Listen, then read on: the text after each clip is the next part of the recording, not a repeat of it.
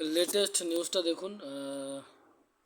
পশ্চিমবঙ্গের যে ভোট হচ্ছে সেখানে বিজেপি 195, তৃণমূল কংগ্রেস 92, কংগ্রেস 2, আওয়াম জনতা উন্নয়ন পার্টি মানে হুমায়ুন কবিরের যে পার্টি ছিল সেটা 2, আর সিপিএম 1, আইএসএফআই 1 এগিয়ে আছে।